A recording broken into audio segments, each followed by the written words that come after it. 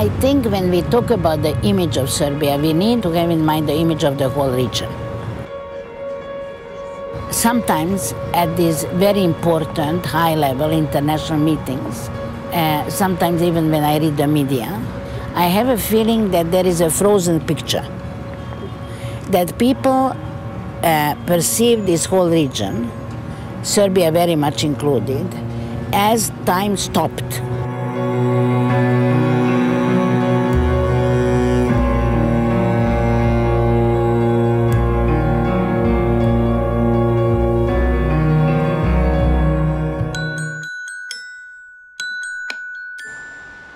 L'ancienne ville capitale de l'ex-Yougoslavie, Belgrade est toujours un centre pour la vie balkanique.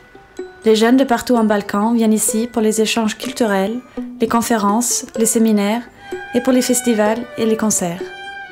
Les nuits blanches s'étendent sur les péniches de la Sava et du Danube, qui confluent ici à Belgrade. Dans les rues s'exprime la nouvelle société de Belgrade.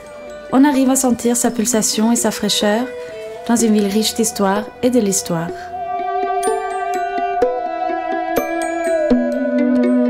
There are these statements or these feelings that there is a lot of nostalgia for the Titoist regime. I simply don't buy it. I think this is more an impression. There is maybe a nostalgia for something else, and that is the former Yugoslavia. We are here at the Faculty of Physical Chemistry. This is the laboratory where I work because I'm a technical associate here. Serbia was a long time a communist country, and some people might say that it never was a really democratic country since 2000. So it's a process that takes time. You know, you can't undo something that was there for 50 years. I'm Angela Petkovic. I'm 21 years old. I'm Viktor Čolić. I'm 23 years old.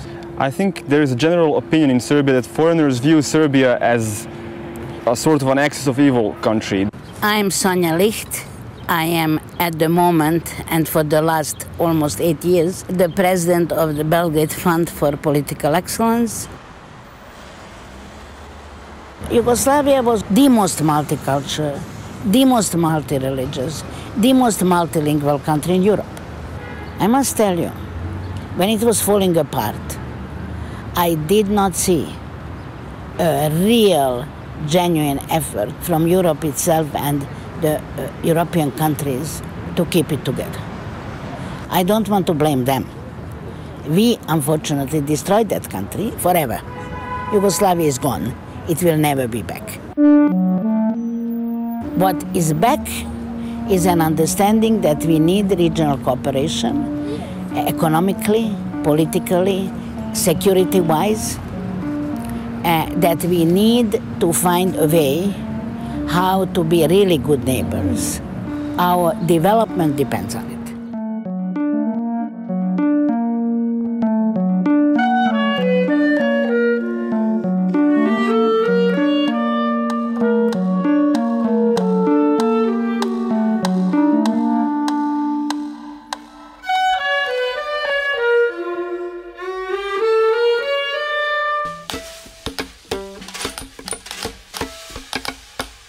And then came, of course, the 90s, which were, again, very unpleasant, because at least in the previous time, you were a dissident against the regime. In the 90s, in a way, you were a dissident against, at some points, even the majority of the people. The early 90s were a really turbulent time in Europe. I mean, the breakdown of the Berlin Wall and the collapse of the Eastern Bloc, and somehow, in the midst of it, Yugoslavia broke apart. Well, unfortunately, what could have been a peaceful breakup ended up in nationalist rants that we all know how they ended. So how it happened, I can't really explain it, but Milosevic was one of those guys who appeared and claimed to have solutions for everything. I think he became president on a wave of people's fear of future and this image of the strong guy, who can be like the protector. I always knew that war is a way how to destroy the very fabrics of society. And unfortunately, this is what we all had to go through. I consider the 90s personally as a period of complete cultural decadence in Serbia. Yeah. Literally from popular music to the most serious forms of art, everything decayed. But in the same time, those were also very, how to say, exciting times. A civic resistance was born and civil society was born.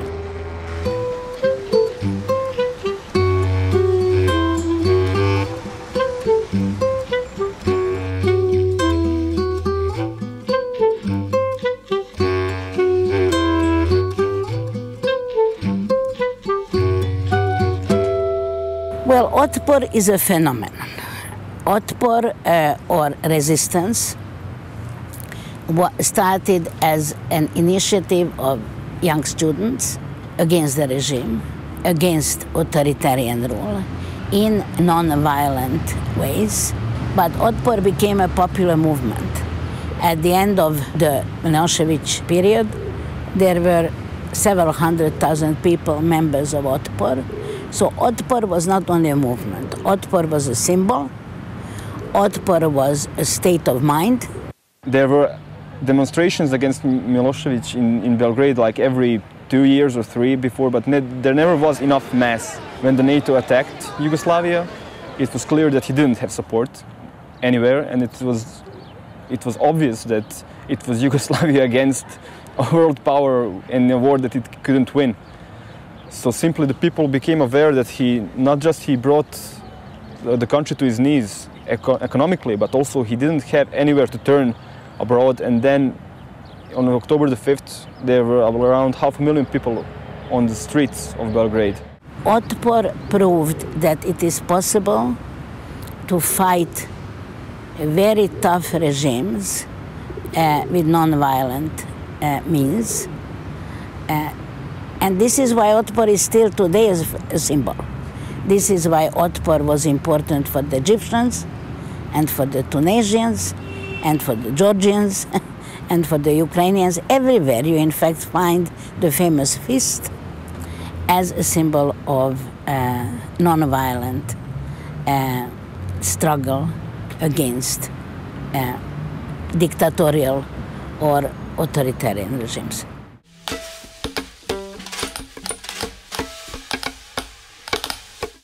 We are a small country on the crossings of the roads. So, we have to balance between all these powers that are around us. It's, I think, a pretty hard position where we are today because, you have Russia pulling this way, the European Union pulling the other way, the US pulling the third. So we're somewhere in the middle and we have to manage. I'm curious, what did you tell good about Serbia in the recent history? I think the revolution in 2000, October the 5th, I think that is something we can be proud of. Because of all the problems we had, the bombing and wars, a lot of people think that almost like every foreigner is a bad person. Generally, media in the West doesn't mention Serbia unless there is some big event. And unfortunately, most big events in Serbia have been really negative recently. There were, as you know, wars, revolutions, assassinations of statesmen. L'éducation et le développement de l'enseignement supérieur est au centre de toute transformation de société. Tempus est un programme européen de coopération qui fête ses 20 ans à Belgrade. C'est vrai que malheureusement dans beaucoup de pays, en France et dans d'autres pays de l'Union européenne, on a encore une image des Balkans qui est une image d'une zone compliquée, avec des conflits. Frédéric Remet, je travaille comme attaché de coopération à l'ambassade de France à Belgrade et à l'Institut français de Belgrade. Un de nos objectifs prioritaires, c'est de favoriser les échanges de jeunes, étudiants, chercheurs entre la France et la Serbie. I'm not ready to stay here at all costs. Une des difficultés, effectivement, c'est la crainte de la fuite des cerveaux, qui a été très importante ici dans les années 90, en Serbie et dans les autres pays. Nous, on veut absolument éviter ça. Ce qu'on essaie de promouvoir, c'est les échanges.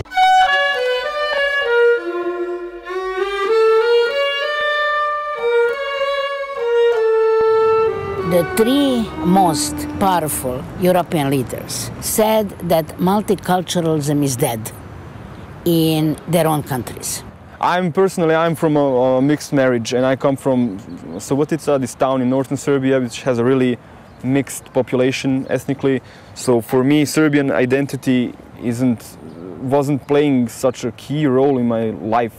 My name is Duško Tomić. I'm professor on University in New Pazar in Law Department. In the same time, I'm professor on Belgrade University on master course about organized crime, terrorism, and security. Pazar is in the south part of Serbia, where the most percent of people are Muslims. I fail to understand why people feel that they are closer to people who are the same ethnicity as they are from people who are not. I think our political class, when I say our, I mean European political class, failed immensely.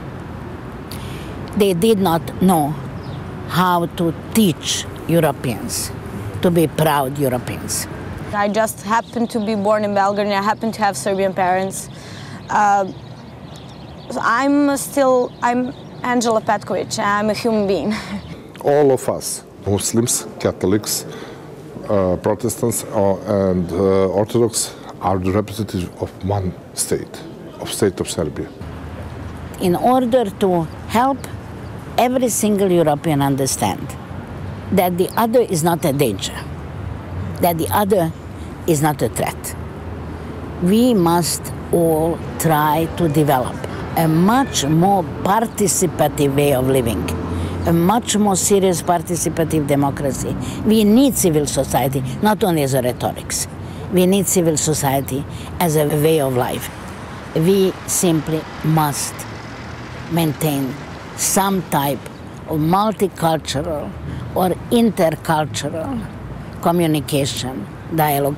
I believe myself that without that, Europe is not Europe anymore. Europe was always multicultural. I want to live my life not with boundaries like you're Serbian and you're Croatian. I don't care.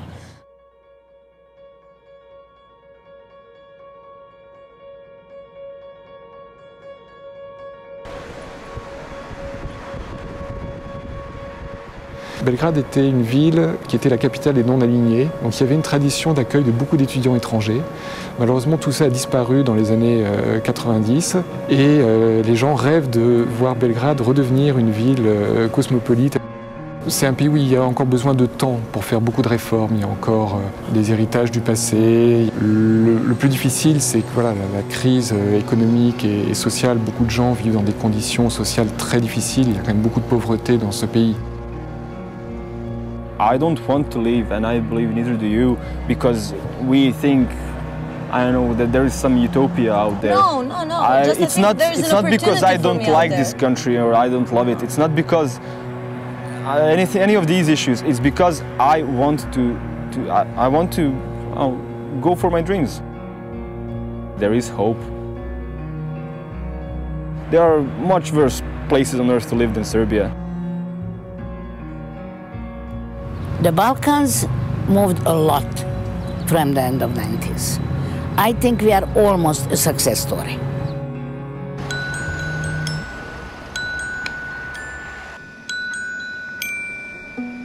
La Serbie est un carrefour immense et parfois insaisissable. C'est un mélange entre le temps et l'espace.